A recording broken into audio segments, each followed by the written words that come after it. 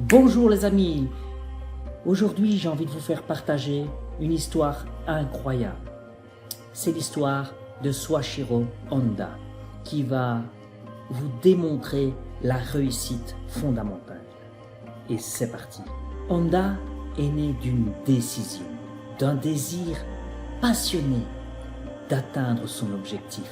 En 1938, il décide d'investir tout son capital dans un petit atelier où il commence à faire des segments de piston. Il voulait vendre le fruit de son travail à Toyota. Il travaille sans relâche, les mains dans la graisse. Il dormait dans son atelier. Sans jamais douter, il obtient des résultats. Il mit même les bijoux de sa femme en gage pour réussir son objectif. Quand il fut enfin terminé, il présenta son projet à Toyota et là, la déception. Toyota lui refuse de racheter ses pistons. On le renvoya à l'école pendant 2 ans. Il subit toutes les moqueries de ses professeurs, des élèves qui se moquaient de ses schémas. Or, au lieu de s'apitoyer sur son sort, il se remit d'arrache-pied au travail. 2 ans plus tard, Toyota lui accorde enfin le contrat de ses rêves. Sa passion, sa détermination fut enfin récompensée parce qu'il savait ce qu'il voulait et agissait en conséquence. Il savait qu'il s'approchait de son but et a modifié au fur et à mesure son approche pour atteindre son objectif. Mais c'est alors qu'il tomba sur une nouvelle difficulté. Le gouvernement qui se préparait pour la guerre lui refusa le béton pour construire son usine. Est-ce qu'il renonça à son projet? Non. Est-ce qu'il se lamenta sur l'injustice de sa situation? Non. Vit-il dans cette réponse la mort de son rêve? Non. Il décida, avec cette opportunité, de trouver de nouvelles solutions. Et avec son équipe, il faisa lui-même du béton. Pendant la guerre, 2 fois, ses bâtiments principaux furent détruits par les bombardements. Quelle fut la réaction de Honda? Il ordonna aussitôt à l'équipe de ramasser les jerrycans d'essence laissés par les bombardiers américains. Il appela ça les cadeaux du président Truman, parce qu'il avait besoin de ces matériaux bruts pour fabriquer ces pièces, qui étaient introuvables à l'époque au Japon.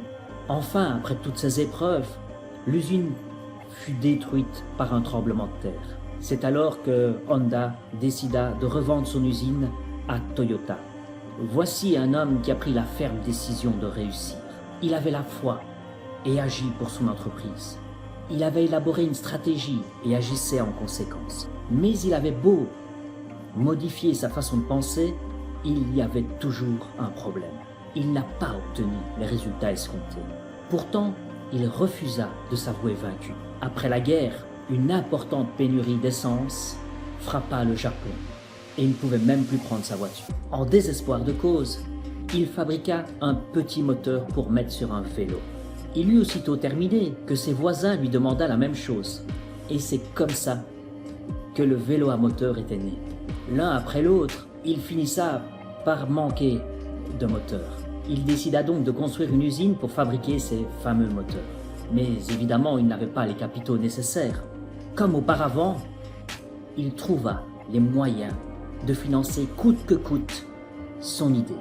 Il expédia une lettre personnelle à 18 000 entreprises de vélos et le rôle qu'il pourrait avoir dans ce futur empire.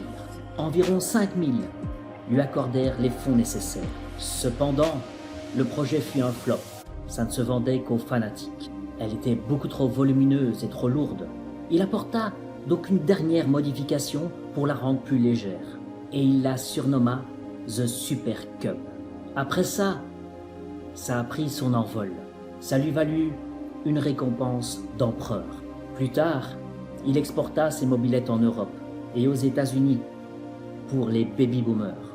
Dans les années 70, il fabriqua une voiture qui est devenue si populaire aujourd'hui. Aujourd'hui, Honda emploie plus de 100 000 personnes, autant aux États-Unis qu'au Japon, et est considéré comme l'une des entreprises les plus importantes. Et en fait, elle surpasse toutes les autres fabrications aux États-Unis, à l'exception bien sûr de Toyota. Aujourd'hui, elle prospère grâce à la volonté d'une décision d'un homme qui mène ses actions en conséquence à continuer, peu importe les circonstances. Merci, c'était Charlie Michael pour grandir en amour, conscience et compétence.